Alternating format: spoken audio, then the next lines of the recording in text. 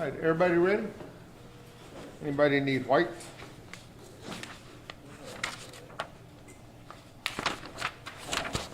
Thanks. All right. All right, so good afternoon. Thank you all for joining us here in the city of Deer Park, a portion of Precinct 2. I want to speak on the event that took place yesterday. The community experienced, as you all will know, a tragic loss at the PEMEX refinery in this city.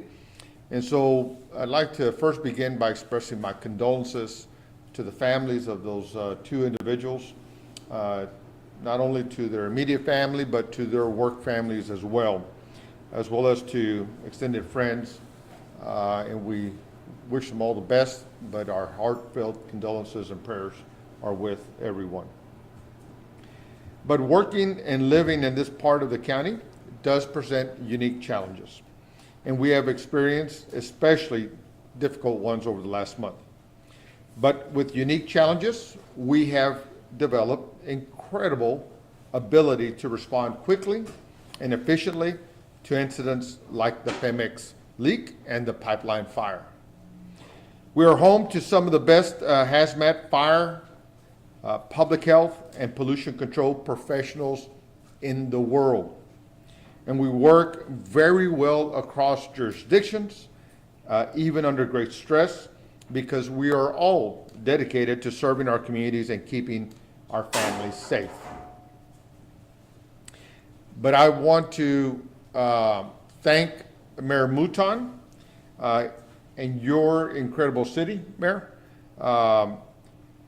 the county and industry and emergency responders, all for their quick and decisive actions on this dynamic situation that took place. Every incident, as we know, is a learning opportunity. And here we learn that not all our industry neighbors are prepared to communicate effectively during an emergency.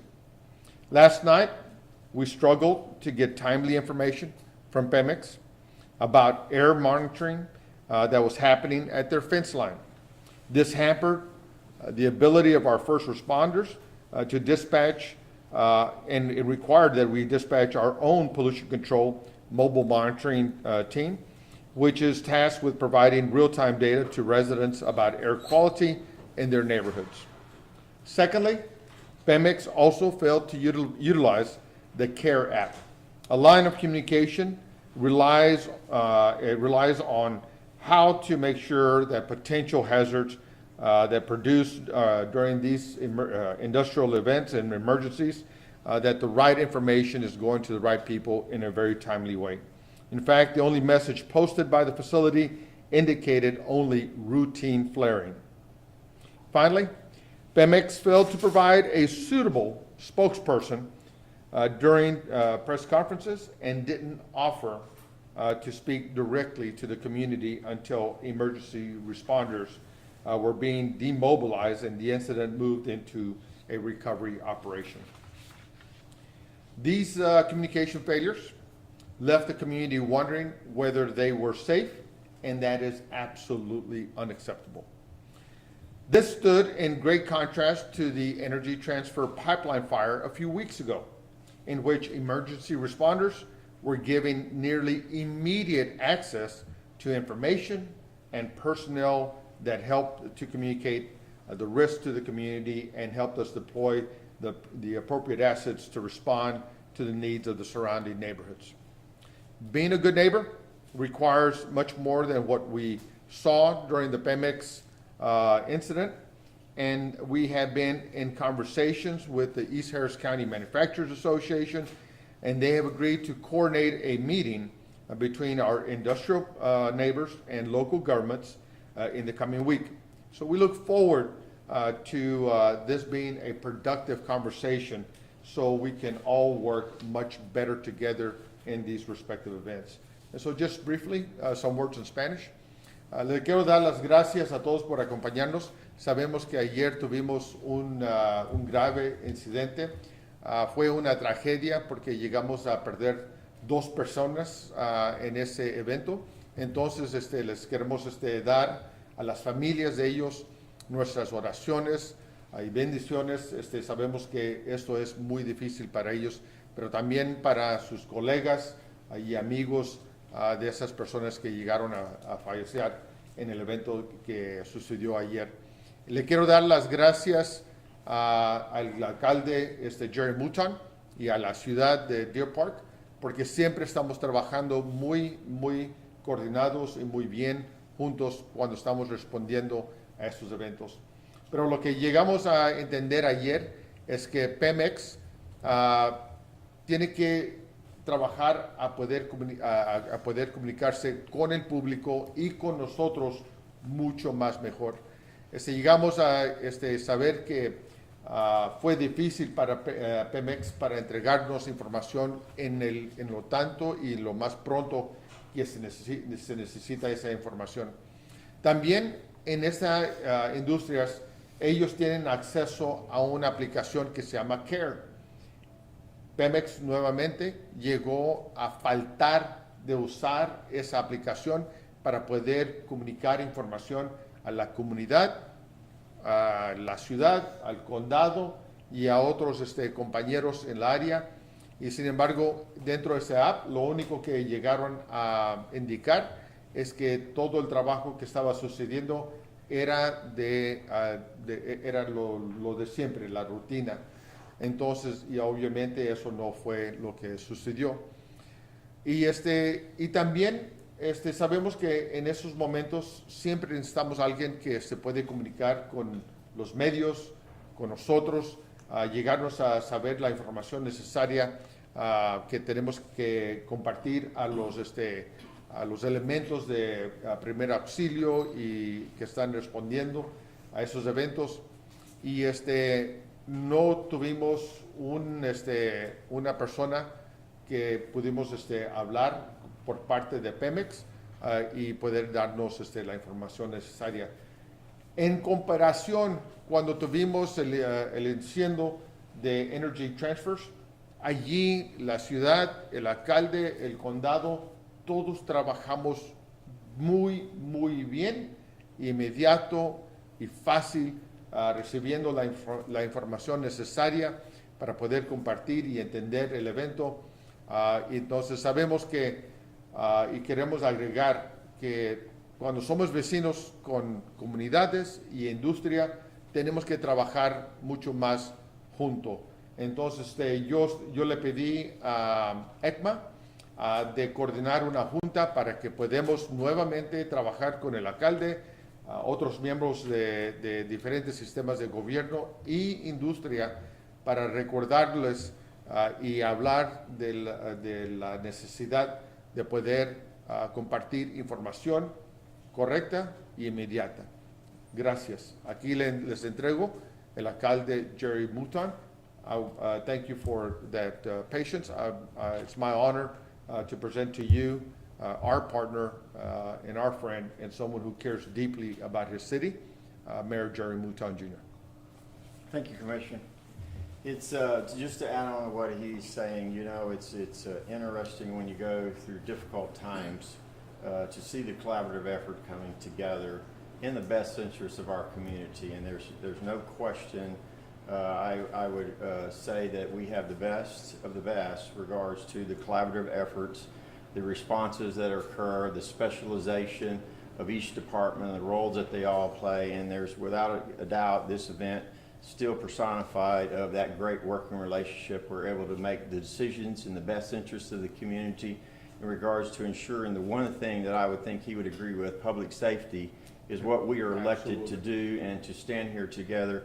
And so putting them resources to work affords us to make the decisions, the appropriate decisions to ensure that everything in this community that needs to be done is being done to ensure public safety. So it was nice to see that at times. Obviously, you don't want to go to an event, but when you kind of reflect as we are today, I'm appreciative for the commissioner and his role, from the fire marshal's office, from every department here that's being represented, the public health and pollution control. And I know I'd be remiss and I'm leaving somebody out, but many aspects to the state. Was communicating with NIMKID yesterday, so it's nice to have the resources in Texas. We are very good, if anything, in this region of being able to take care of the needs that we need to because the resources are here. So I agree wholeheartedly and appreciate your effort, and you called me early on and been in constant communication. So Can you get closer to the mic? sure. So it's nice to see all that, and I stand here proudly to say that we are grateful for the Commissioner's Office and the county's support in this equation. So obviously, there's not a whole lot has changed from yesterday to any aspect of the impact to our community. We were pretty confident at the press conference last night that there was no continued danger to our community, which was when we lifted the shelter in place. So we're grateful that that has not changed since that moment, and the recovery process of the investigation. And I concur with him. It's unfortunate when you stand here and you got incidents that occur and someone has lost their life, and we pray for that family, these two families, in that scenario. But with that said, we're grateful for the partnership, and I'm sure there's going to be some kind of questions. So at this time, if any of y'all have any questions, please open up. Address the issues with the Deer Park emergency alert system. What exactly happened? Why were some people notified? To my knowledge, everyone was notified. There was some glitch in the system, and most of that was worked through the process where our staff was able to talk to tech support, and all that was being handled in any aspect of normal processes.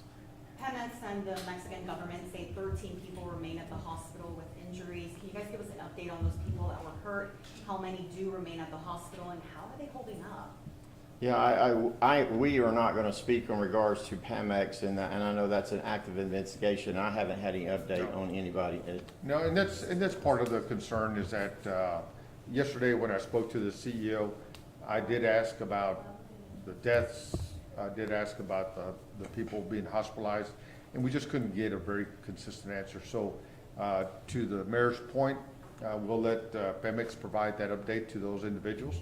But those are some of the details that are important to understand so we can all be thinking about the magnitude of the event. The commissioner mentioned that the PEMEX failed to use the CARE system, basically, and I'm wondering, so is it basically on these companies to notify the community when they have a leak? Is there no kind of safeguard there for if a company like this just doesn't do it? There's processes in place. Yes, sir. Okay. Comisario García, usted ha dicho que tuvieron dificultades para comunicarse con PEMEX. Exactamente, ¿cómo fueron las dificultades? O sea, ¿les informaron, les llamaban de vuelta y no les contestaban? ¿Cuáles fueron las dificultades? Pues la dificultad era precisamente que no tuvimos un vocero listo para compartir la información necesaria. Segundo, cuando los bomberos, los policías estaban respondiendo, no tenían acceso a la información de los químicos y lo tanto que estaba sucediendo.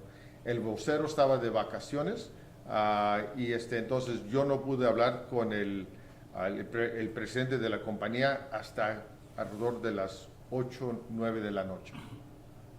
Cuando se refiere a un vocero, no se refiere a un vocero como public, Sí, ¿no? O sea, sí. se refiere a un vocero que hable con las autoridades Exacto, directamente, ¿no? exacto. I'm hearing from a source that there are several people, residents, being treated for chemical exposure. Any comments on that? I'm unaware of anybody in the community being treated for anything. You have no reports of that? No. Right. If a resident is feeling that they might have been exposed to a higher concentration of this chemical, what should they do? Well, again, we had no readings confirming anything in the community by multiple sources. If someone But obviously, if they do, then they need to go see their healthcare provider and have that assessed, most definitely. And I want to reiterate what Mayor Bouton said earlier. I want to thank him for recognizing the county staff.